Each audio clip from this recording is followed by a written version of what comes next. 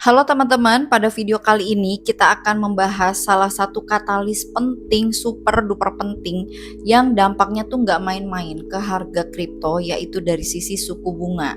Nah, jujur aja sebetulnya di video aku udah sering banget ngebahas mengenai potensi pergerakan suku bunga ke depannya teman-teman, tapi kita nggak pernah dapet jawaban kira-kira di tahun ini bakalan naik atau turun nih suku bunga. Nah, maka dari itu kita bakal kembali membahas pada video kali ini teman-teman ya mengenai proyeksi kenaikan atau penurunan suku bunga di tahun 2026 khususnya mungkin akhir ya di tahun 2026 ini. Oke, langsung aja yuk kita bahas sama-sama. Nah, jadi pada saat video ini dibuat, harga Bitcoin itu masih cukup relatif positif ya, yaitu diperdagangkan pada kisaran level 65.400. Dan ini juga untuk altcoin bersaing ya, rata-rata sama mengalami kenaikan harga mengikuti sentimen positif yang sekarang ini sedang dirasakan oleh harga Bitcoin teman-teman. Tapi jangan seneng dulu nih, karena kita kan hari ini mau bahas suku bunga, dimana pasti teman-teman udah tahu ya pengaruh dari kenaikan atau penurunan suku bunga tuh cukup signifikan gitu ke pergerakan harga kripto khususnya Bitcoin.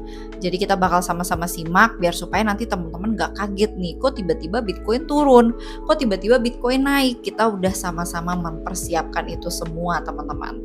Oke, di sini sudah ada hasil polling dari Polymarket yang menyatakan kalau kemungkinan besar nih di tahun 2026 ini bakalan ada sekitar 2 kali kenaikan suku bunga sebanyak 50 BPS. Jadi 33% itu memperkirakan akan ada kenaikan 2 kali, yaitu sebanyak 50 BPS. Nah, di bawahnya 32% itu memperkirakan akan adanya kenaikan sebanyak 25 BPS dan juga 31% memperkirakan akan adanya ketidaknaikan suku bunga yaitu 0 BPS teman-teman. Nah, di sini kita bisa melihat kalau orang-orang itu cenderung berpikir bahwa akan adanya kenaikan suku bunga pada tahun 2026 ini. Ini sebenarnya sama persis seperti yang udah pernah kita bahas. Tapi bedanya pada saat itu kita ambil dari platform Kalshi ya teman-teman. Kalau dulu tuh yang pernah kita bahas, Kalshi memperkirakan bahwa 50% lebih ya memperkirakan akan adanya kenaikan suku bunga di tahun ini. Dan sekitar 62% itu percaya akan ada kenaikan suku bunga sebelum bulan Juli 2027. Nah, itu artinya teman-teman, orang-orang itu masih beranggapan bahwa akan ada kenaikan suku bunga. Nah, sebenarnya ekspektasi ini tuh kebalik ya dari yang sebelumnya. Di awal tahun 2026, orang-orang itu justru cenderung optimis gitu bahwa kayaknya nggak bakal ada kenaikan suku bunga deh di tahun 2026. Justru malah kayaknya bakal ada penurunan teman-teman. Tapi ternyata ekspektasi itu tuh berbalik teman-teman ya, seiring dengan munculnya pernyataan dari salah satu presiden Federal Reserve Dallas namanya Lori Logan. Jadi pada waktu pidatonya yang terbaru itu dia sempat bilang kalau misalnya nih inflasi nggak bergerak menuju target yaitu di kisaran 2%, maka akan sangat mungkin adanya kenaikan suku bunga ya untuk menjadi salah satu opsi yang perlu dipertimbangkan. Nah, dari pidatonya itu market langsung kayak berbalik arah gitu teman-teman ya, dan langsung berhati-hati serta waspada. Kemudian salah satu indikator yang akhirnya langsung menjadi sorotan itu ya balik lagi ke pergerakan inflasi teman-teman. Jadi Lori Logan tuh udah memberikan semacam kayak semacam warning lah gitu buat orang-orang jangan terlalu seneng dulu nih gitu, karena sekarang kita masih pantau bagaimana pergerakan harga inflasi. Nah, di sini teman-teman bisa lihat untuk inflasi pada tahun 2026 ini memang cenderung volatile di angka yang lumayan tinggi teman-teman.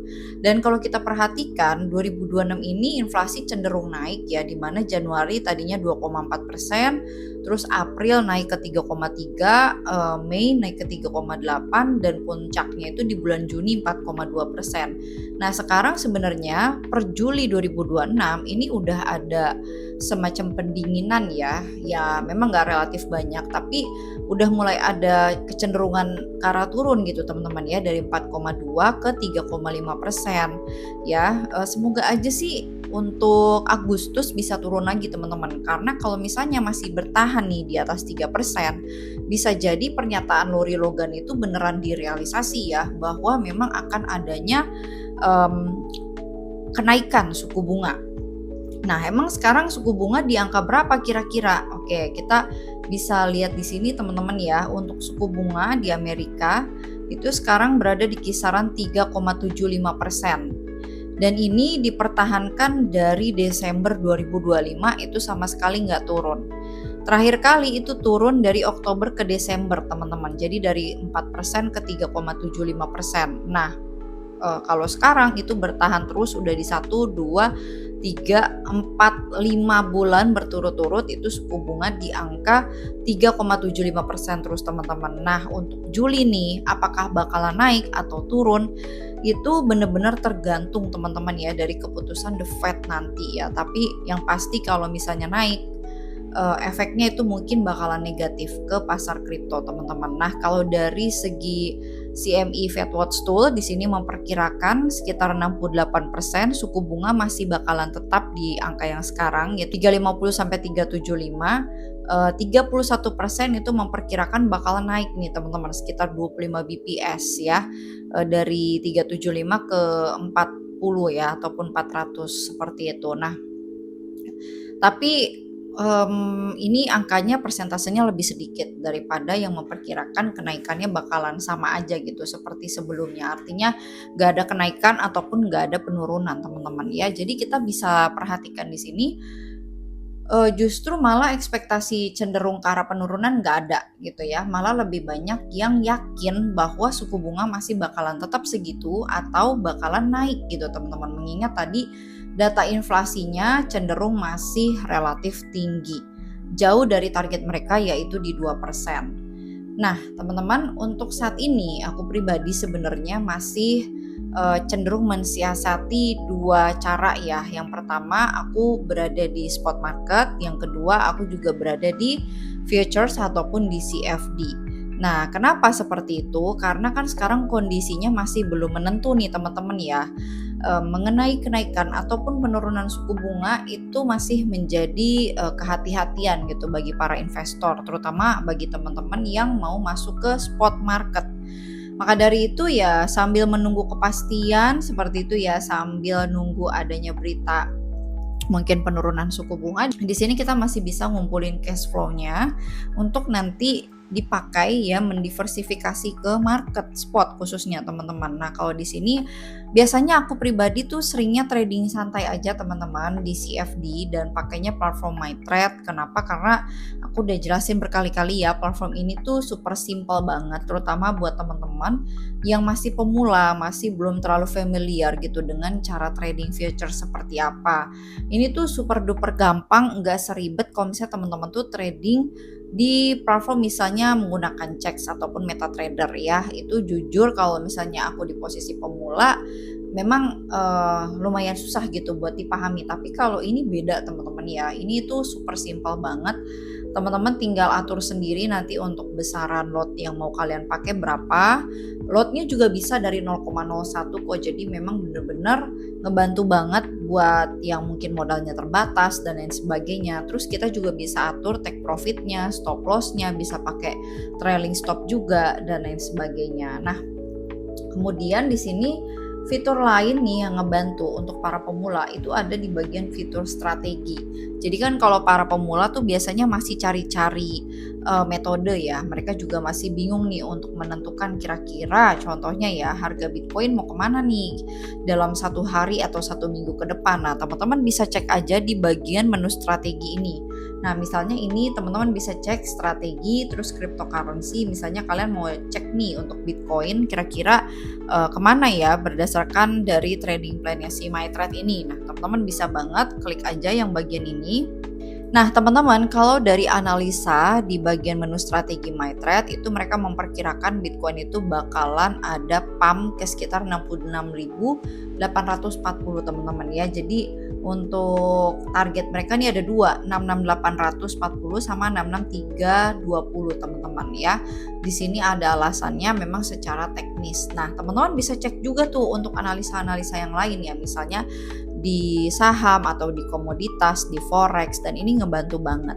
Atau kalau misalnya kalian pengen belajar langsung, belajar bareng gitu ya, kita sama-sama trading bareng sambil belajar, kalian bisa juga gabung ke komunitas Akademi Market Vision, di mana biasanya aku bagikan outlook atau sinyal secara gratis di sana. Teman-teman tinggal ikutin aja dan bisa disesuaikan dengan modal masing-masing gitu ya untuk besaran TP dan juga SL-nya.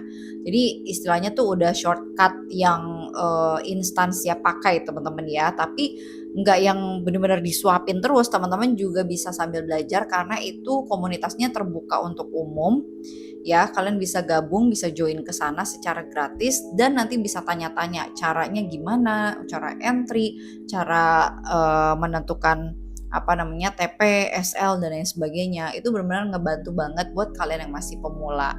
Nah, untuk informasi lengkapnya teman-teman bisa cek aja di kolom deskripsi. Nah, jadi seperti itu kurang lebih ya teman-teman. Sambil kita nungguin keputusan suku bunga, kira-kira nanti mau ada angin segar atau enggak, ya lebih baik sih pilih opsi yang lain ya selain di spot, yaitu bisa di futures dengan catatan teman-teman udah paham resikonya, udah paham cara tradingnya dan lain sebagainya gitu ya. Nah nanti kalau misalnya udah ada informasi terbaru yang pasti udah fix seperti apa naik atau turunnya, kita bakal bahas lagi teman-teman. Tapi overall secara keseluruhan ya, kesimpulannya saat ini banyak orang yang pesimis, artinya mereka lebih memilih akan adanya kenaikan suku bunga daripada penurunan di tahun 2026 ini. Nah, kalau menurut kalian sendiri gimana nih? Oke teman-teman, jadi itu aja yang kita bahas pada video kali ini. Terima kasih dan sampai jumpa lagi di video selanjutnya.